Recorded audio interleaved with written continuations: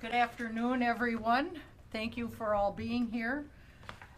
We are absolutely thrilled to have selected Dr. Rebecca Cunningham as the university's president-designate. This is truly a very exciting day for all of us. And while the university had 3 extraordinary finalists that each brought different strengths to the role, ultimately, our president-designate, Rebecca Cunningham, is our candidate of choice. My colleagues and I look forward to working with Dr. Cunningham to advance the university's mission. And with that, I think it'd be best if you talk to Dr. Cunningham, hear her remarks, and then we'll be free to answer questions. Thank you.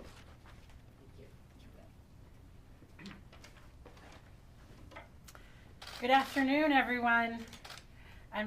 First, I really just want to say how excited I am, what a privilege and an honor it is to be here today, and how excited I am to look forward to serving the University of Minnesota and the state of Minnesota. And really, I'm here now to take your questions and to get to know some of you and hear what's on your mind. So if you would, please make sure you name and outlet, identify yourself when you answer your question, as we're getting to know each other here today. Anybody want to kick us off here? Hi, Liz Naverto with Hi, the Liz. Tribune. Some of the Regents, while talking about how they valued your leadership experience, also talked about this idea of growing into a presidency. Can you tell us a bit about how you'll prepare for that transition? And also salary is usually a big point of discussion here. I don't know if you have a preferred salary range you're comfortable disclosing. So it's certainly too soon to begin to discuss salary. We'll have to have more conversations about that with your leadership and your board here.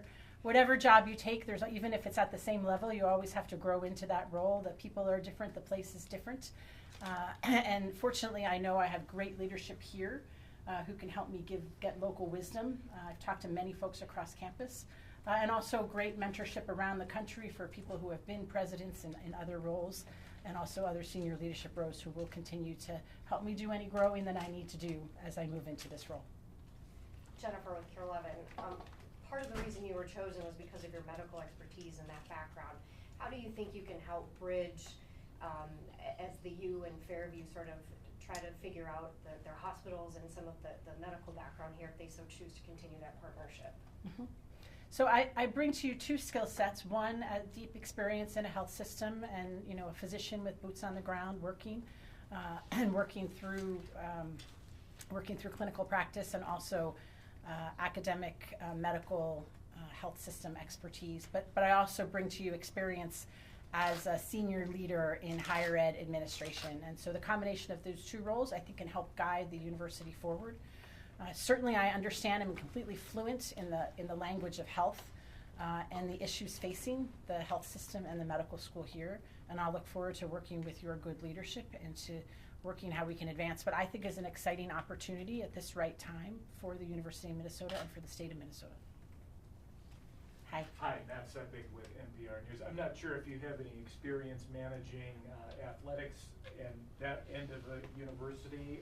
What will your approach be to football, the big sports, the minor sports, the whole athletics department? I have great enthusiasm, especially coming from where I've come in a national championship year, and certainly understand the amazing value of athletics and the importance of supporting our student athletes. Beyond that, we'll have to work to get to know your teams here and your leadership here. But I plan on being an ardent supporter both of our student athletes and as well as of the athletic programs. Alex Lassiter, Minnesota Daily. Hiya. This has been a bit of a whirlwind of a process. You've been on campus across all 5 campuses within the past week and a half, or 2 weeks rather. So I'm wondering what the thing is that you're most excited to start working on first once you assume the role of president. Mm-hmm. It's been an amazing tour and opportunity. I'm so thankful to the Regents for the opportunity to have gone across the state and really put boots on the ground and get to know each of the unique assets of your system campuses that really have the opportunity collectively to serve the University of Minnesota, but also the state of Minnesota as a whole. There will be many priorities initially.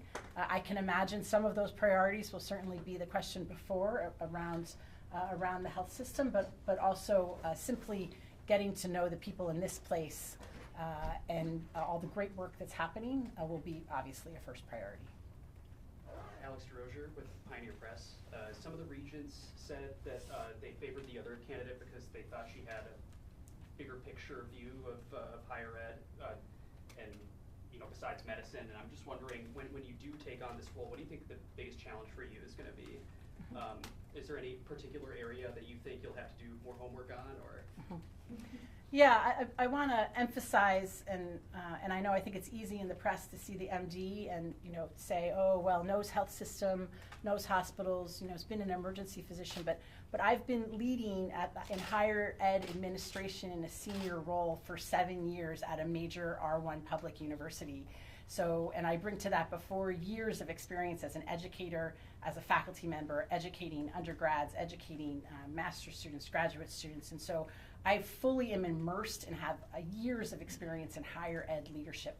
We will all, as we talked about before, have things that I will need to learn about your particular institution and the particular issues of the state and the people, and I look forward to doing that. But as a whole, this Big Ten public AAU university in the Midwest is certainly a familiar framework. There will be details to, and of course, obviously, things to learn along the way. Yes? John Rash from Minneapolis-St editorial board. Thank you for being here today. I want to know, during your conversations throughout this whirlwind week or so, to what degree the concerns of campus safety, both on campus and in the surrounding neighborhoods, were part of the dialogue, to what degree there's a commensurate experience at the University of Michigan that you and your colleagues there have had to contend with, and how you plan to address this when you're president. I've heard about many of the issues. I think campus safety is top of mind for many folks, certainly, and for students and for parents. Again, I need to learn more about the issues specific to the local region. What I would say is, I've worked in leadership nationally and focused on the safety of communities. Has been sort of core to the work that I've done, so I'm certainly familiar with some of the solutions and some of the issues at hand, and we'll have to get to know them more together locally. Matt again with NPR News. What are your thoughts on stemming enrollment decline, certainly on some of the outstate campuses here? Do you have any ideas about how to tackle that? So it's too soon for me to provide you specific strategies. There certainly, I will pull from a range of experiences from enrollment management expertise nationally. As a president, one of the first things is to make sure that we have a good strategy in place, that we have the right people in place, that they're resourced appropriately to be able to get the work done that needs to be done. Yeah. John again with the Star Tribune's editorial board. A decade ago, or maybe a generation ago, most of the conversation was about the cost of college education. And increasingly, public opinion polls reflect that it's now more about the value of higher education. Any initial thoughts on that? Any experience addressing that in Michigan, and how do you plan on addressing it here at the University of Minnesota? Cost and value are really two sides of the same coin. The value of higher education, the data is completely clear and compelling. Folks who move through with a college degree have longer life expectancies, contribute more in volunteer work, make more money, have better health. That value proposition of higher education in the data is really completely clear.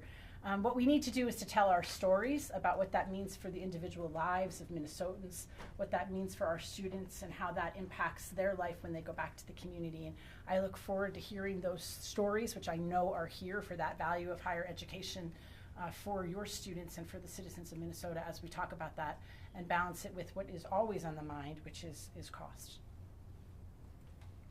Yes? Some of the regions talked about, or put their support behind the other candidate because she was from here and had a lot of experience within the system. What is the value of bringing somebody in like yourself who maybe isn't as well versed within at least Minnesota, the city, but still shares obviously a lot of similarities when it comes to qualities? I'll bring the perspective of a similar institution that grapples with many of the similar problems and how we have handled those. Obviously, the solutions might be different and might be unique here, but certainly an outside perspective to the extent that there are differences among this, Big Ten Midwest public university. I certainly can bring some of those to bear in thinking about it. A lot of us saw your interview, but what was the rest of your day like, and just on a human level, how are you feeling in this moment now? I'm feeling very excited and a fair amount of relief. Yeah, just really honored. You had really amazing candidates. The board process was very respectful in a difficult way that, you know, demanded to be very visible. I'm appreciative for the way the board handled it and for the way the staff has been logistically very smooth on a human level, and I'm grateful for the opportunity to move forward. Thrilled, I think. Any additional questions? If not, I'll Any move on. message for the students or your thoughts for the students? Students are central to everything we do, and I'm so excited to get to move forward as your president, and I hope to be able to reflect the things that are important to you, so that you can be, as students, you know, live your full and optimal selves. I love that. Let's finish with a focus on students today. Thank you. Thank you all for being a part of this important day. Thanks so much. Thank you. Thank you.